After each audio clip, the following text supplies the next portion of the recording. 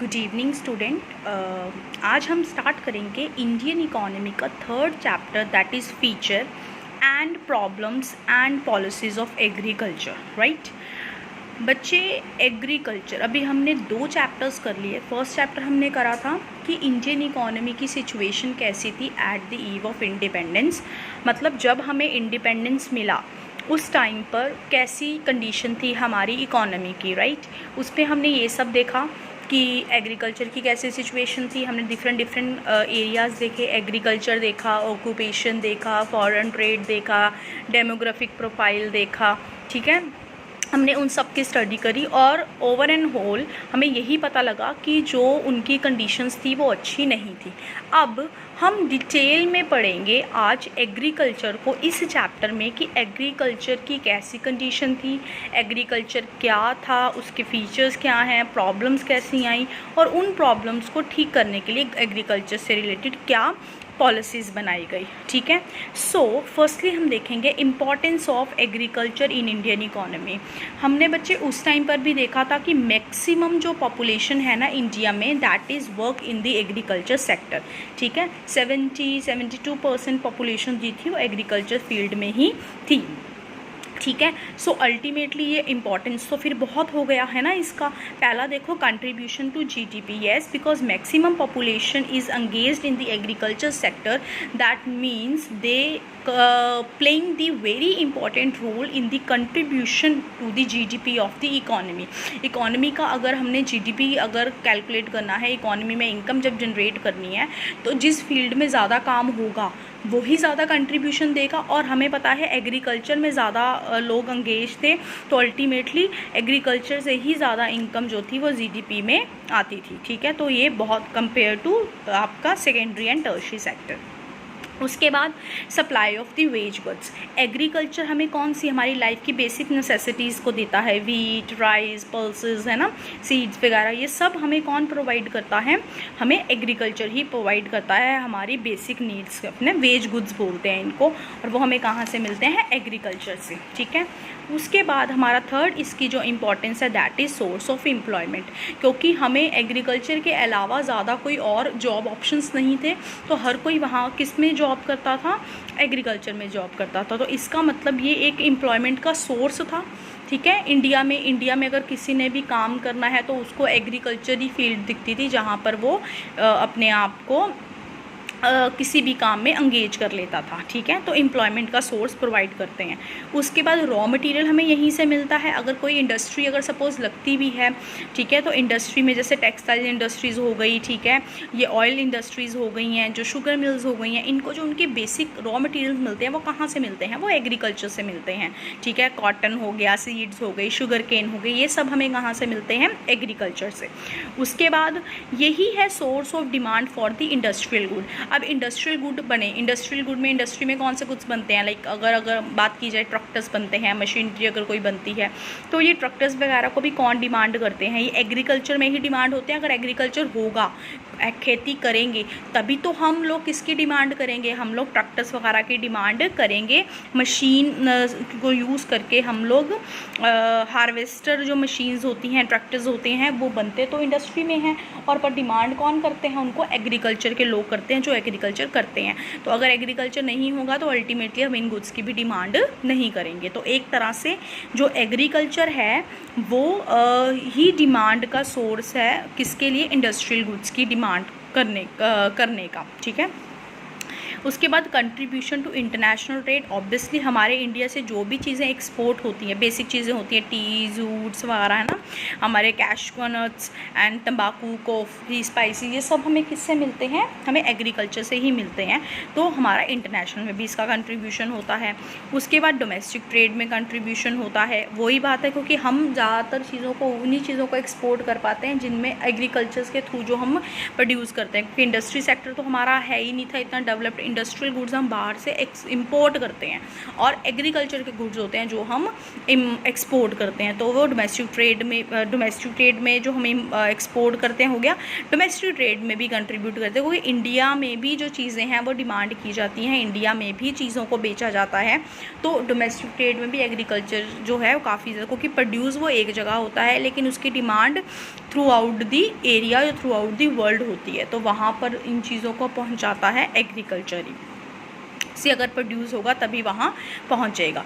उसके बाद transport industry, वही अभी मैंने बात बोला, अगर सपोज़ अगर कोई चीज़ बन रही है, कहाँ बन रही है, अगर वो चीज़ प्रोड्यूस हो रही है सपोज़ पंजाब में, लेकिन उसकी डिमांड तो पुणे में भी है, दिल्ली में भी है और जगहों पे भी है, तो वहाँ तक पहुँचते कैसे हैं? ट्रांसपोर्ट के थ्रू। और ट्रांसपोर्ट की भी इंडस्ट्री होती है और जिसको हम टर्शियरी इंडस्ट्री के अंडर ये आती है और उसको एम्प्लॉयमेंट मिलता है। खुद सोचो अगर एग्रीकल्चर नहीं होगा, वीट, गेहूँ, ये सब चीज़ें प्रोड्यूस नहीं होंगी, तो फिर ट्रक्स यूज़ भी नहीं होंगे to supply in the other places. अगर यूज़ नहीं होंगे तो इंडस्ट्रीज़ को फ़र्क पड़ेगा, ट्रांसपोर्ट इंडस्ट्रीज़ को उनकी अर्निंग भी नहीं होगी। ठीक है, वेल्थ है नेशन का बेस है। देखो एक चेन बनी है, जैसे फॉर एग्जांपल अगर बात की जाए 3 हमारे जो इनकम जनरेट करने के सोर्स होते हैं, कौन कौन से होते हैं? Primary, secondary and tertiary sector. Primary मतलब एग्रीकल्चर, सेकेंडरी मतलब इंडस्ट्री, और जो आपका फाइनल टर्शियरी है दैट मीन्स वो आपका ये ट्रांसपोर्टेशन और इंश्योरेंस सर्विसेज वाला। ठीक है, अगर एग्रीकल्चर में चीज़ प्रोड्यूस हो रही है, ठीक है, तो डेफिनेटली वो ट्रांसपोर्ट इंडस्ट्री की भी हेल्प कर रही है, क्योंकि जब वो प्रोड्यूस होगी तो जब दूसरे जगह पर जानी भेजना चाहेंगे हम लोग, तो हम ट्रांसपोर्ट दैट को यूज़ करेंगे, तो उसके उनको भी इनकम जनरेट होगी।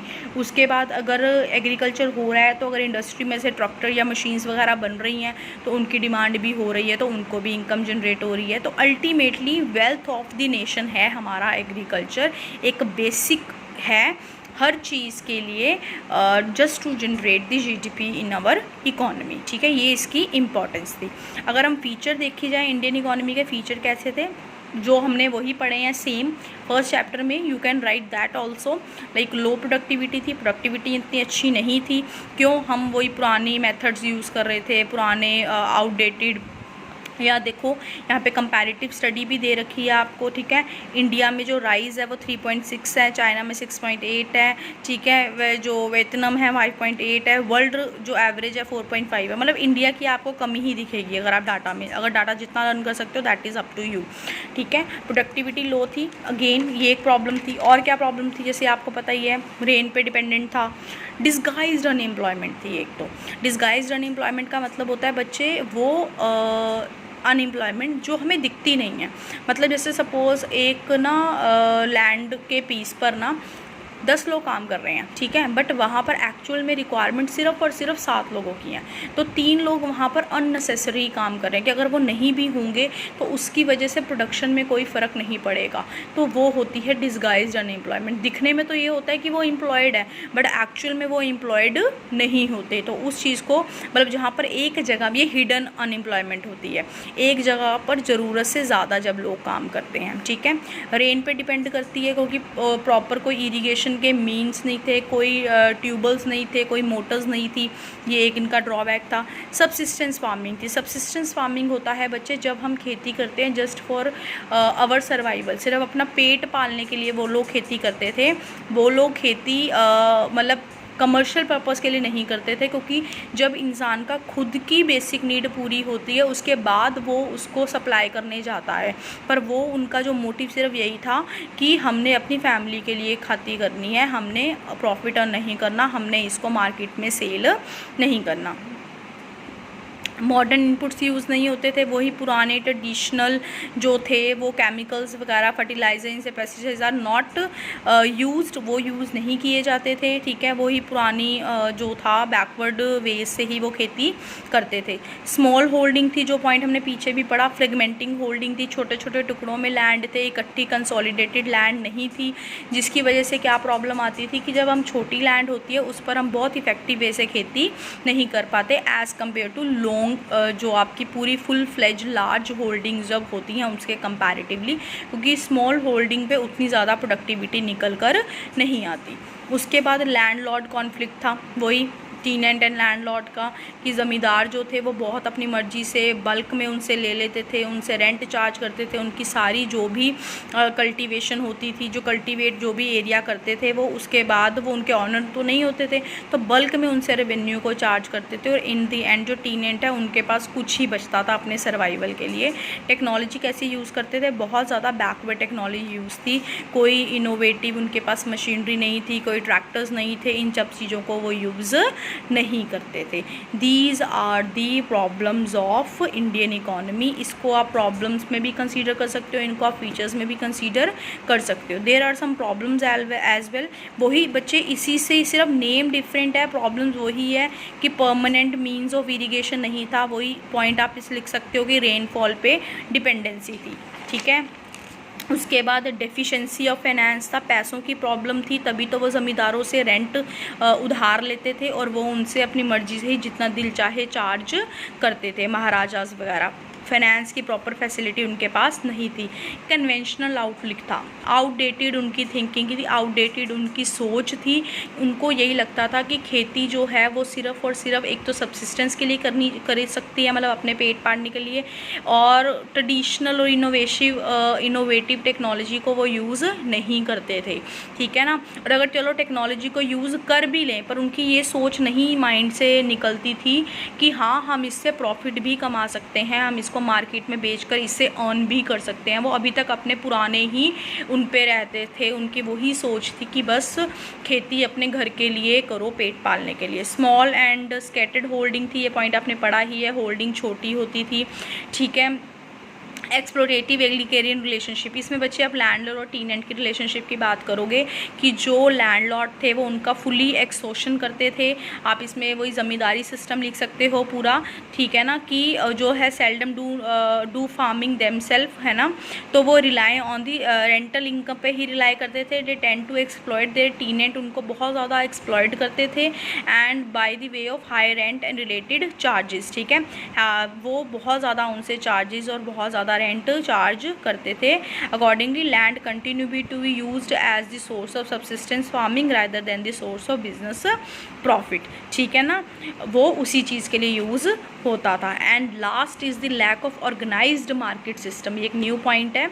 ऑर्गेनाइज सिस्टम नहीं था बच्चे। देखो सपोज अगर फार्मर्स ने कुछ खेती कर भी ली, एक तो उसका बहुत बड़ा पोर्शन जो होता था वो ज़मींदार से ले जाते थे as in the form of revenue. अगर कुछ उनके पास फिर बचता था, अगर वो मार्केट में बेचने भी जाते थे तो उनको उसका रेट सही नहीं मिलता था। क्यों? क्योंकि गवर्नमेंट की तरफ से कोई फिक्स रेट नहीं थे और मार्केट ऑर्गेनाइज्ड नहीं थी। बीच के मिडलमैन्स बहुत होते थे जो वो भी उनका एक्सप्लॉयटेशन करते थे, ठीक है ना। उनको उसका जो है रिड्यूस रेट्स पर उनसे चीज़ें खरीदते थे। A vast majority of small farmers continue to sell their output in the local market at the reduce rate to a large extent.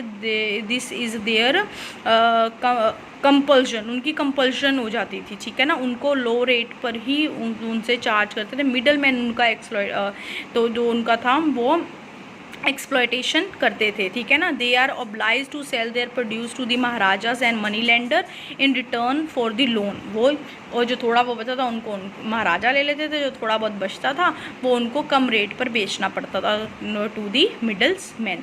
तो बच्चे ये सारे फीचर्स एंड प्रॉब्लम्स हैं। यू कैन राइट, अगर आपको फीचर्स आ जाए तो भी आप प्रॉब्लम और फीचर मिक्स करके लिख सकते हो, अगर आपको प्रॉब्लम्स आ जाए तो भी आप मिक्स करके लिख सकते हो, ठीक है।